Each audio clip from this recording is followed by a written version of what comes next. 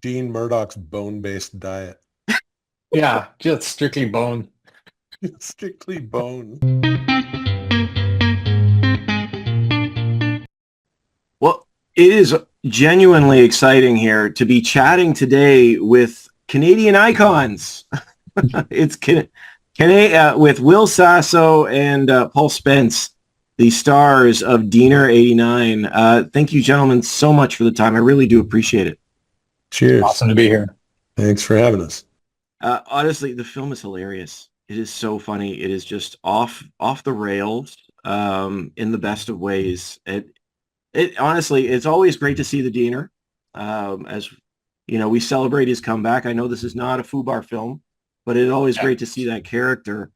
Um, Paul, why now? Why do you want to go back to teenage, well, sort of teenage Diener at this stage? Well, I had always wanted to write an origin story about Diener just because just the idea it cracked me up of like, okay, well, how did he become this guy? You know what I mean? Like, where did he learn how to shotgun beer and when did he get into metal? What was he like before that? And so, you say, why now? I mean, I had this kind of idea circulating in the back of my mind for a long time of doing something just like that goes back in time. And then, but just I didn't. I was busy. I didn't have time to actually get to it. And then COVID happened, and I was like, all right, I got nothing but time on my hands. So I started actually writing the story and workshopping some ideas. And so yeah, so that one thing led to another, and came across some pretty good ideas that I thought were strong enough for a script. And then yeah, I was really pleased with the universe that I'd created, and we ended up getting it made. Honestly, it's such a blast. And Will, you're so funny in it as well. How did this meeting of the minds begin? What brought you into the film? I mean, Paul and I had we were like following each other on Instagram. And then so we'd chatted back and forth a little bit. I've been a big fan of Paul's for a long time. And when he told me what he was planning, I was extremely intrigued. And at which point the rubber hit the road and they sent me a script. I was like, yes, 100% in. The script was incredible and it made me laugh out loud several times. And I could not wait to play Glenn, and then come to talk to Sam, our director, Sam McGlynn, and Paul about their further vision of who that guy is. It was a very short conversation. I was like, yeah, I know that dude. Let's do it. Well, to Will's credit, like I did reach out to him, and you instantly said yes. Like you're like, yeah, whatever, we'll make it work. And I know, and this is a guy who, he was very successful living in Hollywood. And I'm thinking to myself, is this what people say? Like they just say yes, and then their agent ghosts you, and they never you never talk to them again. But he said yes, like the first thing. He's like, I mean, dude, this sounds amazing. Let's do it. And then when it actually happened, I was like, well, okay, this. Will, he is what you see is what you get. He's like legitimately, you are the funniest guy I've ever worked with. You're a prince of a human being. And it was so fun to work with. And yeah, to be able to say that we're made a film together is just like, it's something I'm going to hang my hat on for the rest of my life. It was Oh, awesome. likewise, pal. Right on, buddy. Honestly, the chemistry there is just so great. Other than the fact that, aside from the fact that you're playing a 17-year-old who, doesn't look 17, I forget what disease it is that he has or says that he has, but it's incredible. Well, yeah, yeah. Dean has a hyperactive thyroid gland, That's it. which makes him look just a little older than 17. A little bit. Even though I was 45. You know, I wanted to ask you both about the 80s because, I mean, I hate to admit this, but the 80s have been a while ago now. That bothers me personally. But do you talk about how we look back on the 80s now and how we feel about them? Because there's this nostalgic look and also this recklessness to it. I think at one point, I think at the opening of the film, you said it was the 80s, life was deadly, like what do you think of do you think that the way that we view that decade has changed? Do you want to take that one, Will, or what? I mean, I think that sure. I feel like look, from my perspective, I don't feel like it's changed. I had growing up in the 80s, I do think about this. I think about this, that I had an odd understanding of that things were pretty radical, if I may. It was and radical in the sense of the word that we don't assign to it anymore. I mean, like it was pretty rad. And no, I think you feel the weight of a society's evolution, even as a kid, going like, we're going into a new time in the 90s, and it was a little daunting. And I think that the 80s sort of, as we look back now, obviously, it represents a more innocent time, obviously, if you were a young person Hmm. then. And so no, yeah, it felt it's an interesting thing to look back and go, yeah, that's the 80s I remember, and feel the same way about it as it was happening. And that's one of the things that was really a treat about this film, and something that is delivered perfectly, is this world. You know, the production design is absolutely perfect. The sets are, it is 1989. The hair, makeup, and wardrobe, it is 1989. So it was, yeah, it was really fun, and a very legit feeling to step on set, play these characters, and do it in an illusion that felt very real. I think an underrepresented part of the 80s was that like nuclear war was like it felt like it was going to happen at any time. It was imminent. And I think that people don't really there was a version of the script where that was part of it, but just it got too complicated. But that sort of filtered into society's psyche, which was like, well, if there's going to be a nuclear bomb landing on New York, Los Angeles, Chicago, Montreal, Calgary, Winnipeg, Vancouver, like all on the same day, which is what we were being told, right? They were going to annihilate, the Russians were going to annihilate North America. You're just like, why not worship Satan and listen to heavy metal? I mean, like, what do we Yeah, have to lose? There was that yeah. sense of nihilism in the 80s that just kind of led to like sort of like the political elites were having like playing with fire, this crazy nihilism themselves. And the trickle down effect was that the rest of society was like, all right, well, let's just have fun. You know, we got to live another day. Let's go ride our bikes, smoke cigarettes, and look at Playboy magazine, you know? Yeah. I like that because that sense is in the film is just sort of like, look, I want to get through till tomorrow. Like, what's the next day look like for me? And Mhm. I thought that really worked. Um, I gotta ask, in that spirit, to you both, what's metal to you? What does it mean when something is metal?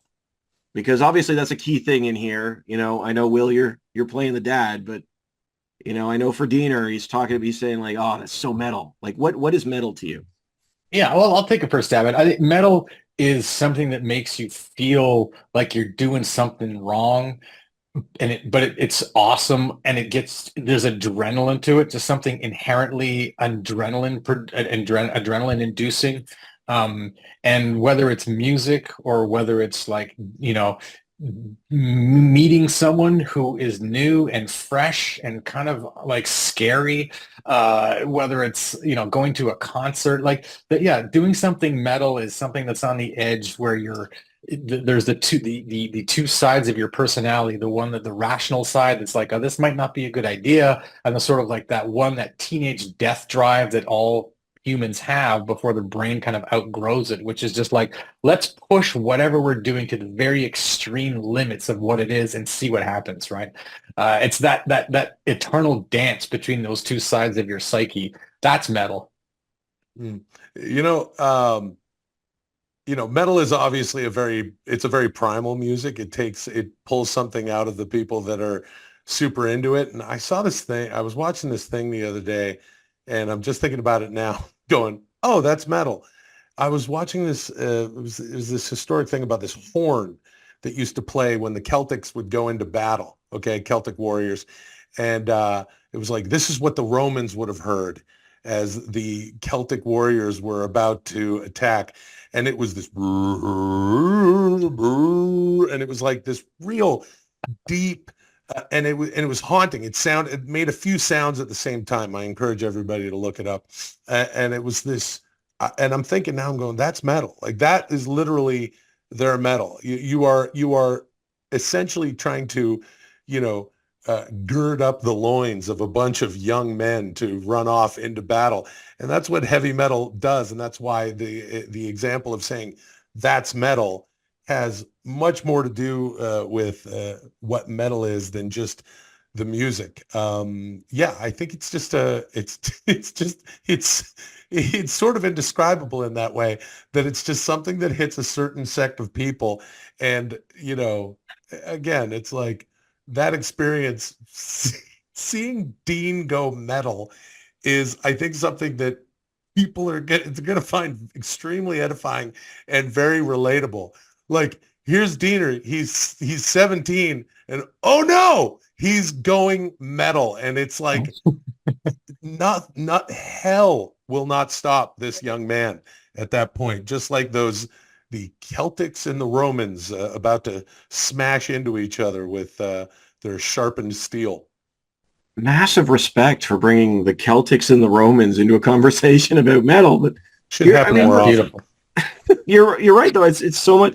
That's what I like about Deaner's character. Deaner's character is that the music gives him life, but that's not what it means to him. It's sort of part of it, and it helps. I don't know. I don't know if I'm saying that well, but there's some sort of fuel to this when he finds something that he says is metal. It gets him going. Something primal, I think, is really cool. But Paul, what do you think is so endearing and enduring about Diener? Because I mean, this is a character we first saw 22 years now. Was it 2002? I think, and we're still telling his stories, and he's still lovable. Yeah, well, I mean, it's I think a large part of it is that Dean is authentic, right? I mean, it's like if you go into a marketing class in like 2024, they're like, we got to push authenticity, people. You know what I mean? Like that's the sort of like the word of the day. But that really is, I think, what it is about his character that people love is that, you know, he's unfiltered, right? And you know, his perspective of himself. I think something else too is that he's like the ultra self-confident guy. Like he assumes that everyone who looks at him is like, oh, well, that's a cool person. You know what I mean? Like this guy with like long hair and a mustache. He's all greasy. You know, he hasn't showered in days. Like he just thinks that everyone who passes is like, oh, that guy's awesome, right? Like, and just the very idea of walking through the world with that impression of yourself is just inherently kind of funny. Like, well, what does that guy think of politics and you know, like, or what does that guy think of music or art and literature? Like anything, and then all of his opinions, you know. Like he's so self-confident. It's just like, so Dean, you know, what do you think about, you know, like a certain type of vegetable farming? And he'll be like, oh, well, vegetable farming is just like basically like the earliest ways to feed yourself. So it's like pretty metal right on, you know, like before you could, you know, before there was vegetables, you know, people were just eating bones, strictly bone-based diet. And it wasn't until vegetables came onto the scene that, you know, they really started to like grow their hair longer. You know, like he'll just make up whatever. And, you know, just people are just like, nodding along. Like, this is insane, but funny. So yeah, I mean, that's just it. Like his self-confidence and his like the absurdist view of he has of the world, I think is something that is very enduring. Dean Murdoch's bone-based diet. Yeah, just strictly bone. Strictly bone. Strictly bone. That's it. See that's metal. That's metal right there. That's very metal. Yeah, that's Dean Murdoch's cookbook. I know we're running out of time, guys. Honestly, the film is so much fun. What do you hope people take away from Diener 89? Oh man, I just hope people walk out of that theater and they're like, man, I had a ripping time. I laughed a bunch. I learned a little bit about like the colonialism in Canada, maybe thinking about like adoption policies in some vague kind of way, but they just had like a rip roaring good time. And they come out of it thinking, hey man, you're never too old to start giving her, you know, like that ultimately was my goal with this movie was to create a character who's older now, who went through basically almost 30 years of his life where he was reaching for a star, grasping for a star and never quite getting there. And I just wanted to impart like positivity to the world, man. Like you might not become a super millionaire, but don't ever stop trying, man, because that's what the human experience is all about. Look, whatever people take from the film, I I can say with confidence that I know this movie is going to be staying with people. So there's a lot to chew on, and there's so much to enjoy. And there's, as Paul said, a few things to learn too. This movie, in my opinion, in my humble opinion as a fan, is going to have staying power. I agree with that. Strictly bone. Strictly bone. And honestly, I appreciate the time. And like you said, honestly, I didn't even mention Paul. Like there is this other side to it. This conversations about erasure and that are very serious are happening amidst this broad comedy. It works so well. But to you both, thank you so much for your time. I really appreciate it, and have a great day. Cheers. Yeah, thanks for your time. Appreciate it.